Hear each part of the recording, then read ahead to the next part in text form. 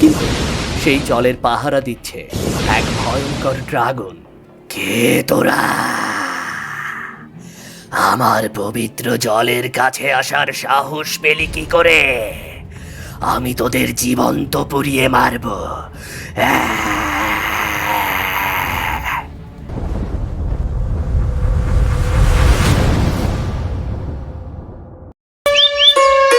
বহুকাল আগে দূর রাজ্যের এক রাজকুমারের নাম ছিল অজয়। রাজকুমার অজয় যেমন সাহসী তেমন দয়ালু। তার রাজ্যে প্রজারা সুখে শান্তিতে বাস করত। কিন্তু এত কিছু সত্ত্বেও রাজকুমারের মনে কোনো সুখ ছিল না। সে সব সময় উদাস হয়ে থাকত। এত সুখ, এত প্রাচুর্য, কিন্তু আমার মন কেন এমন শূন্য? কিসের এই অভাব? এ কেমন জীবন? সব আছে তবুও যেন কিছুই নেই। এই প্রাচুর্য, এই ক্ষমতা, এ সবই কি অর্থহীন? হে বিধাতা, এ সবই কি অর্থহীন? আমার মন কেন এত অস্থির? কিসের এই শূন্যতা যা আমাকে প্রতিনিয়ত পীড়া দিচ্ছে? রানী, তুমি কি লক্ষ্য করেছ আমাদের অজয় দিন দিন কেমন যেন হয়ে যাচ্ছে? তার মুখে আগের মতো আর হাসি নেই। হ্যাঁ মহারাজ, আমিও দেখেছি। রাজকার্য বা শিকার কোনো কিছুতেই তার মন বসে না। আমার ছেলেটার কি যে হলো, সব সময় নিজের মধ্যেই ডুবে থাকে। জানি না কিসের অভাব তাকে এমন উদাসীন করে রেখেছে। আমরা তো তার জন্য সব সুখের ব্যবস্থা করেছি রানী। আমার মনে হয় তাকে কিছুদিনের জন্য আমাদের ভ্রমণে পাঠানো উচিত। ভ্রমণে? সে কি বলছো? একা একা এভাবে যদিও ভ্রমণে বের হয় তবে তো আরো সমস্যা হবে। কোথায় যাবে, কোথায় থাকবে? আরে, ভ্রমণে গেলে প্রকৃতির সাথে সময় কাটাতে পারবে। প্রকৃতির মাঝেই তো সমস্ত সুখ আছে। ঠিক আছে, তুমি যখন বলছো। রানীর কথা মতো পরের দিনই রাজকুমার অজয়কে রাজপ্রাসাদের কোলাহল আর রাজকীয় দায়িত্বের ভার ছেড়ে প্রকৃতির মাঝে পাঠানো হলো। পথে যেতে যেতে ক্লান্ত হয়ে জঙ্গলের গভীরে একটি গাছের নিচে সে বসে পড়ল। অনেক পথ এসেছি, আর পারছি না। এবার এখানে একটু জিরিয়ে নেই। এই বিশাল পৃথিবীতে আমি একা। আমার এই শূন্যতা কে পূরণ করবে? কবে পাবো সেই অজানা সুখের সন্ধান? এই জঙ্গলে কি পাবো তার সন্ধান আমি? রাজকুমার অজয় ক্লান্ত শরীরে সেখানেই গাছের নিচে ঘুমিয়ে পড়ল। সন্ধ্যা গড়িয়ে রাত নামল। সেদিন ছিল পূর্ণিমার রাত। চাঁদের আলোয় জঙ্গল তখন এক মায়াবী রূপ ধারণ করেছে। হঠাৎ ভেসে আসে এক সুর। সে সুর এতই মধুর যে তাতে রাজকুমারের ঘুম ভেঙে গেল। এই সুর কোথা থেকে আসছে? আর এই গভীর জঙ্গলে রাতের অন্ধকারে এ কেমন সুর? কোনো ডাকাত দলের সংকেত নয় তো? গিয়ে দেখি তো একবার। রাজকুমার সুর শুনে সেদিকে এগিয়ে চলে। পথ খুঁজতে খুঁজতে সে জঙ্গলের আরো গভীরে প্রবেশ করল। ওগো বনের পাখি, ওগো জলের ঢেউ, এসো তোমরা, এসো আজকে আমার সুরের সাথে সুর মেলাও। এই পূর্ণিমার রাতে আমার মন উদাসী। প্রতি পূর্ণিমার রাতেই অভিশাপের কারণে এই ডোবার জলে স্নান করতে হয় আমাকে। এদিকে রাজকুমার অজয় সেই সুর শুনে এগিয়ে আসছে। আসতে আসতে হঠাৎ সে সামনে দেখতে পেল একটা ডোবা। ডোবার জল চাঁদের আলোয় ঝলমল করছিল। সুর তো এখান থেকেই আসছিল, কিন্তু এখানে তো মাত্র একটা ডোবা। তবে এমন ডোবা তো আমি আগে কখনো দেখিনি। নিশ্চয়ই এখানে ডাকাতেরা তাদের চুরির জিনিস লুকিয়ে রাখে হয়তো। আমি বরং আড়ালে যাই। অজয় একটা গাছের আড়ালে লুকিয়ে পড়ল। কিছুক্ষণ পরই ডোবার জলে এক অপরূপ সুন্দরী নারী উঠে এলো। তার সৌন্দর্য দেখে অজয় থতমত খেয়ে গেল। আরে, এ কি দেখছি আমি? আমি স্বপ্ন দেখছি না তো? এ তো অপরূপ সুন্দরী একটা মেয়ে। এ সময় এখানে? না না, এর চুল যেন কালো মেঘের মতো পিঠের ওপর ছড়িয়ে আছে, আর চোখ দুটি তারার মতো জ্বলজ্বল করছে। কোনো সাধারণ নারী নয়। আমি হয়তো এটা স্বপ্ন দেখছি।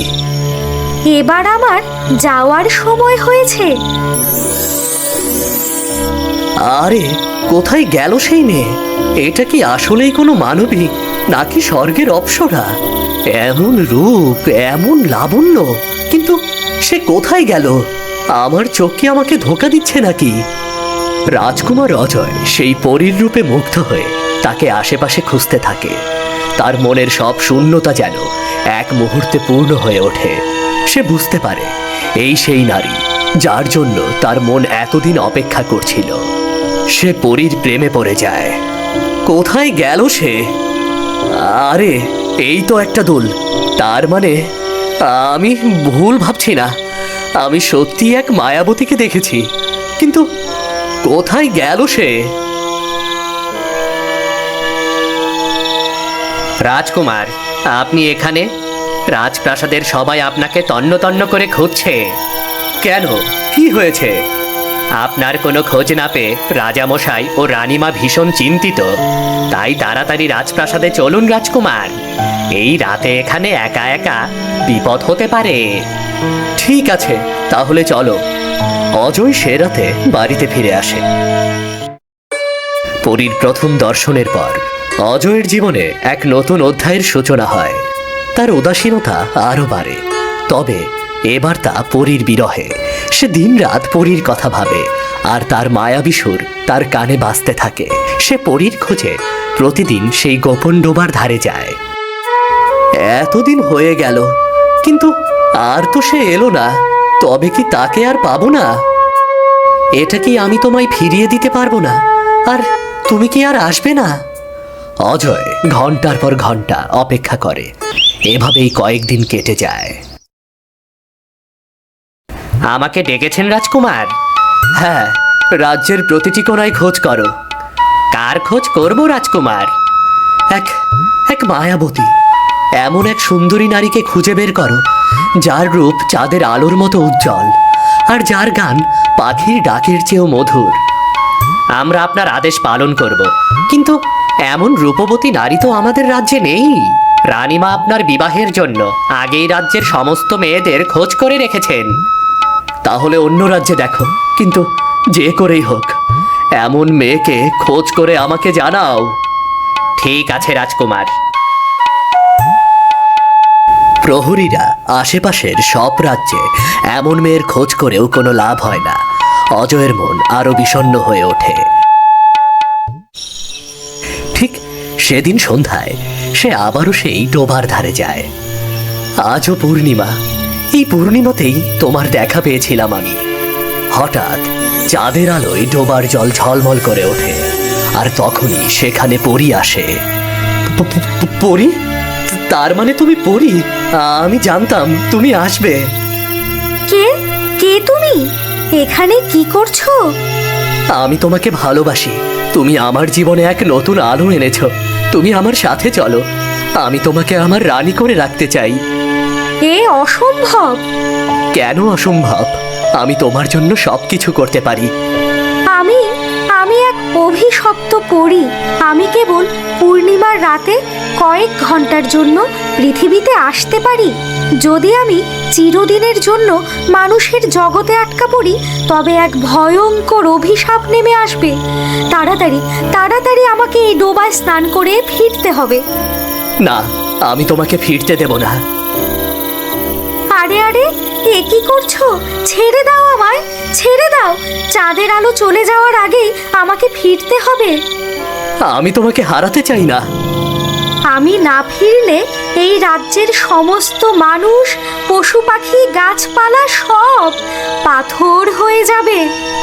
পাথর হয়ে যাবে? এ কেমন কথা? তুমি আমাকে ভুলিয়ে ভালিয়ে চলে যেতে চাচ্ছ। আমি জানি এটা। এটাই আমার নিয়তি। তুমি আমাকে ছেড়ে দাও, আমি অভিশপ্ত। না, আমি তোমাকে ছাড়বো না। আমি তোমাকে আমার করে রাখবই। আমি তোমার অভিশাপের কথা বিশ্বাস করি না। আমার ভালোবাসা সব বাধা অতিক্রম করবে। অজয় পরীর কথা বিশ্বাস করে না। ওর ভালোবাসা ওকে অন্ধ করে তোলে। সে পরীকে নিজের কাছে ধরে রাখে। ওদিকে চাঁদের আলো শেষ হয়ে যায়, সাথে সাথে এক ভয়ঙ্কর অভিশাপ রাজ্যের ওপর নেমে আসে। ছেড়ে দাও আমাকে, অভিশাপ শুরু হয়ে গেছে। এ কি হলো? আমি তোমাকে বলেছিলাম, আমার অভিশাপের কথা আমি তোমাকে বলেছিলাম।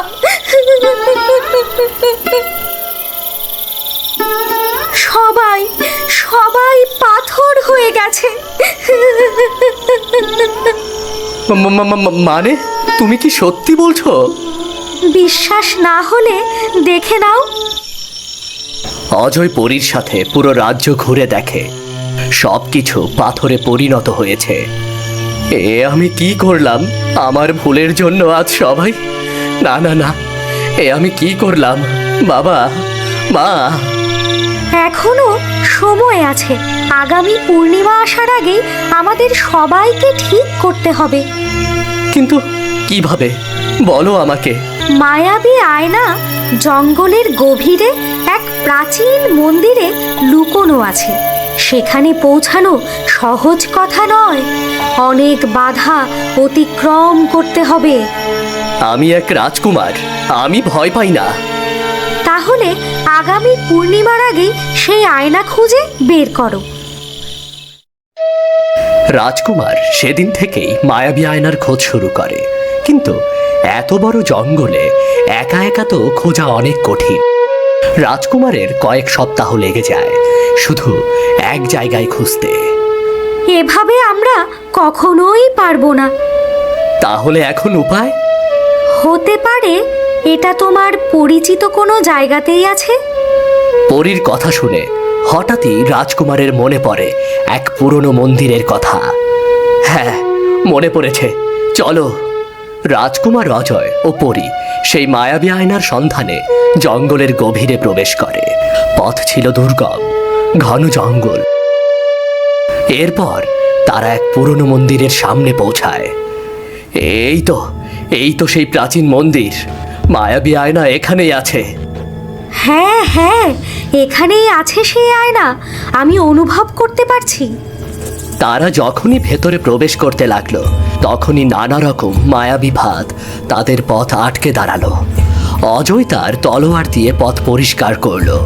অনেক পথ পাড়ি দেওয়ার পর তারা অবশেষে প্রাচীন মন্দিরের ভেতরে পৌঁছালো। মাঝখানে একটি আয়না রাখা। এই সেই মায়াবী আয়না। কিন্তু এটা তো এক পুরনো সাধারণ আয়না মনে হচ্ছে। এই তো, এই সেই অন্য রাজ্য। এখানকার এক ডোবা থেকে জল এনে সেই ডোবায় রাখলেই আমরা অভিশাপ থেকে মুক্ত হব। এই আয়নাই আমাদের সেখানে নিয়ে যাবে। নিয়ে চলো আয়না। সঙ্গে সঙ্গে মায়াবী আয়না তাদের অন্য রাজ্যে নিয়ে যায়। রাজকুমার ও পরী মায়াবী আয়নার মধ্যে দিয়ে এক অদ্ভুত রাজ্যে পৌঁছায়। এই রাজ্য তাদের রাজ্যের থেকে সম্পূর্ণ আলাদা। এখানের গাছপালা, পশু পাখি সবই যেন অন্যরকম। এই সেই অদ্ভুত জল। হ্যাঁ, চলো, এই জলই আমাদের একমাত্র আশা। এটাই একমাত্র আমার অভিশাপ ভাঙাতে পারবে। অজয় জল নেওয়ার জন্য ডোবার দিকে এগিয়ে যায়, কিন্তু সেই জলের পাহারা দিচ্ছে এক ভয়ঙ্কর ড্রাগন। তার মুখ থেকে আগুন ঝরছে। কে তোরা? আমার পবিত্র জলের কাছে আসার সাহস পেলি কি করে? আমি তোদের জীবন্ত পুড়িয়ে মারব।